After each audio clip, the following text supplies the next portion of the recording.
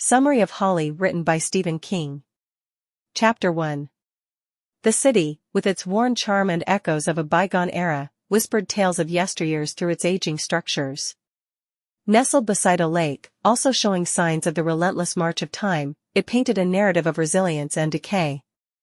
However, within this narrative of decline, certain enclaves resisted the inevitable deterioration. Sugar Heights emerged as one such haven, its beauty standing in stark contrast to the overall dilapidation. At the heart of Sugar Heights ran Ridge Road, a thoroughfare that traversed the city's landscape with a gentle downhill curve.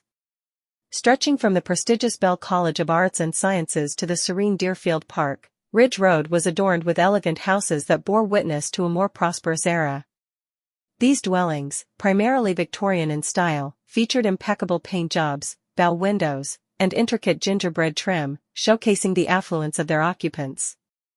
The residents of Ridge Road were a mix of academia and commerce. College faculty members and successful professionals in various fields, including doctors, lawyers, bankers, and business executives, claimed these stately homes as their own. Despite the aging surroundings, the houses on Ridge Road retained an air of grandeur, serving as a testament to a time when the city flourished. Deerfield Park, marking the culmination of Ridge Road, emerged as the city's pride and joy. Encompassing a vast 740 acres, the park stood as a green oasis in the midst of urban decay.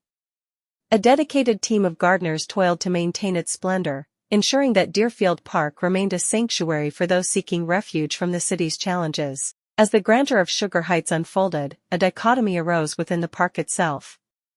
The Thickets, a small and unkempt area near Red Bank Avenue, served as a stark contrast to the rest of Deerfield Park. Known for occasional criminal activities, it comprised a mere 3 acres amidst the sprawling greenery. However, this small fraction did little to diminish the overall allure of the park, which boasted serene ponds, playgrounds, and meandering paths.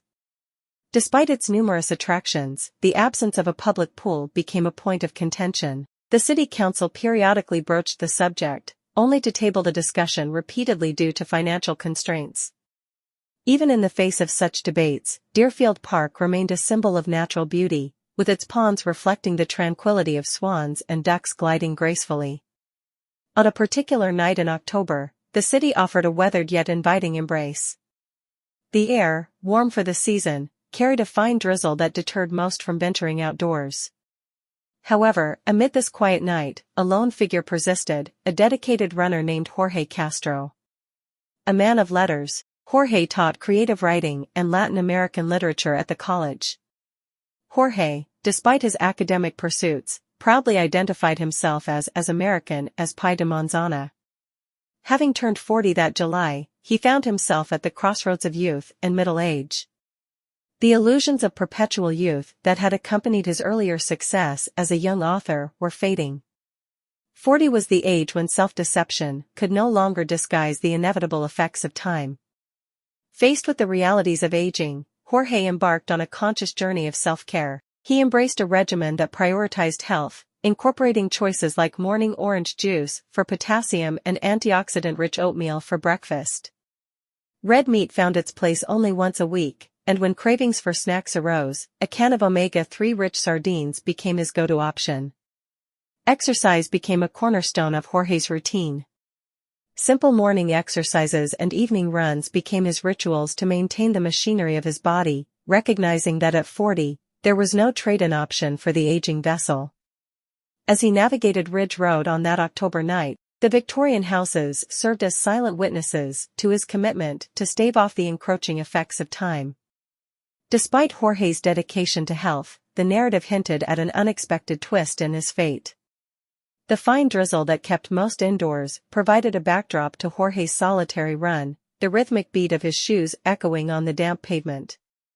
The contrast between the city's decay and Jorge's pursuit of vitality created a poignant tableau, inviting contemplation on the unpredictable journey of life. In weaving this narrative, the city itself became a character, a complex entity marked by history, resilience, and the inexorable passage of time. The dichotomy between Sugar Heights and the Thickets reflected the broader contrasts within the city, mirroring the human experience of navigating prosperity and adversity. As Jorge continued his run, the reader became a silent observer to his internal reflections.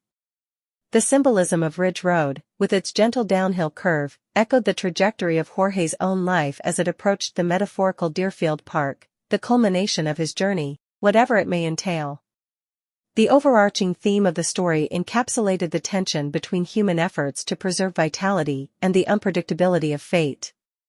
The meticulously maintained Deerfield Park, despite the thicket's presence, embodied the hope that beauty could endure even in the face of decay. Yet, Jorge's story hinted at the capricious nature of life, challenging the notion that self-care could guarantee a predictable future. In conclusion, the exploration of the city, Ridge Road, and Jorge's journey served as a metaphor for the broader human experience. The narrative unfolded against a backdrop of urban decay and personal introspection, inviting readers to reflect on the interplay between individual efforts to defy time and the inherent unpredictability of life's journey. Chapter 2. The central character's nightly routine unfolds with precision, a steadfast pattern etched into his evenings, even in the presence of fine drizzle. He embarks on a run from the house he shares with Freddie, a companionship tethered to the temporal constraints of the writer-in-residence gig at the nearby college. The route spans a half-mile to the park, a retreat where he indulges in back stretches and a replenishing sip of vitamin water concealed in his fanny pack. The rhythmic jog back home is not merely a physical exercise, it symbolizes a ritual, a dependable routine grounding him in the ebb and flow of days. The ambience of the drizzle adds a layer of invigoration to his run, and the deserted park becomes an intimate haven, devoid of fellow runners, walkers, or bicyclists.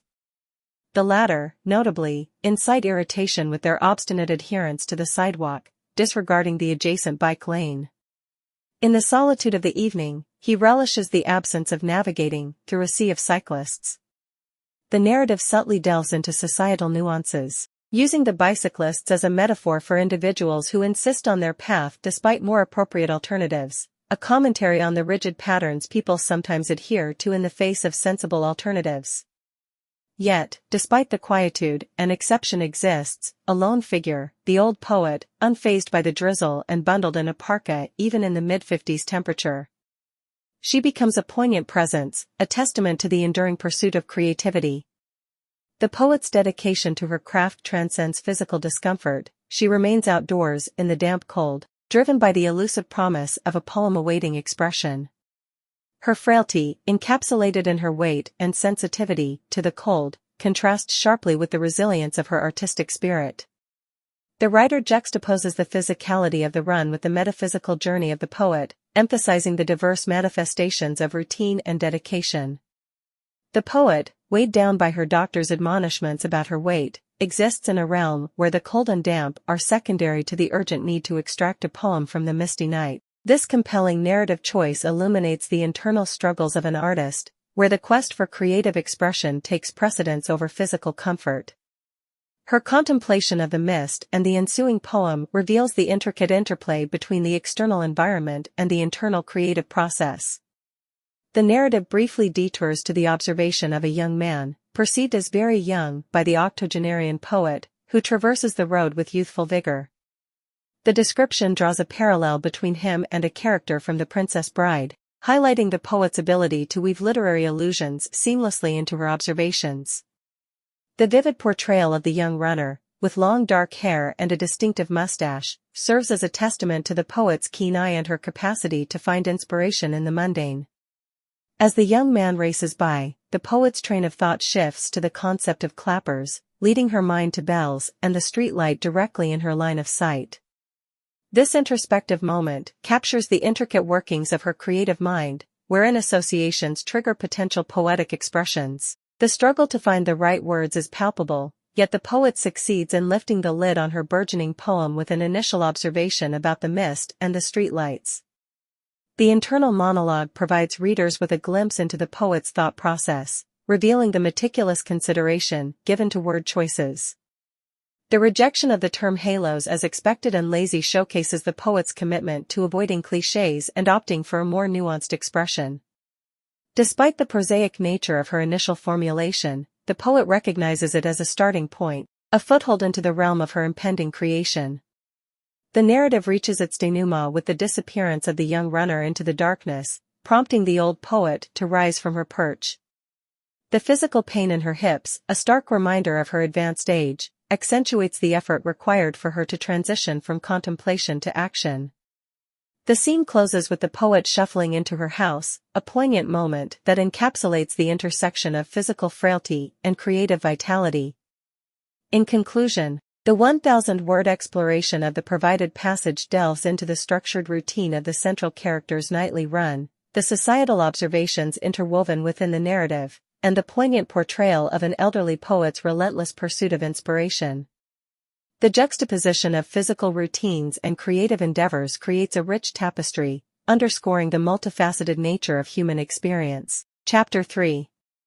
Jorge Castro, a man immersed in the rhythm of his jog, discovers a moment of disruption as he approaches a small parking lot near a park.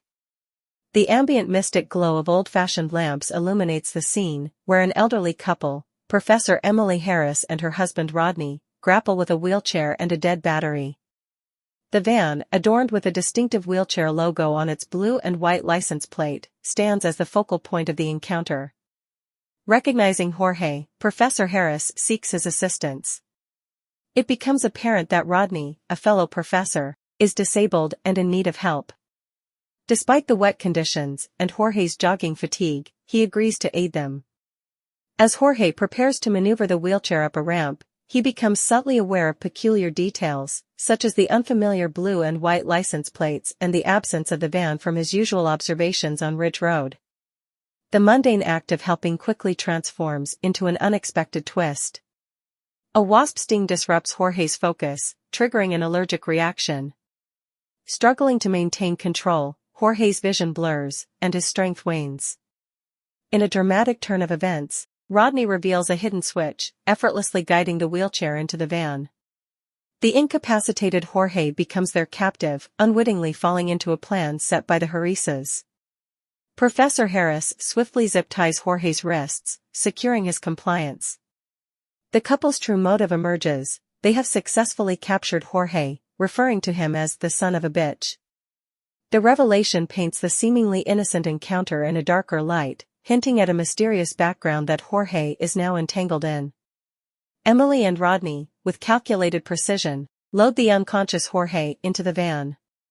As the ramp retracts and the van departs, the narrative shifts to the perspective of an old poet observing the peculiar scene. Unbeknownst to Jorge, the van's destination is the Harris residence on Ridge Road. Upon arrival, the couple, accomplished in their execution, garage the van, marking the end of the tense episode. The van, not college-owned, becomes a symbol of secrecy and intention.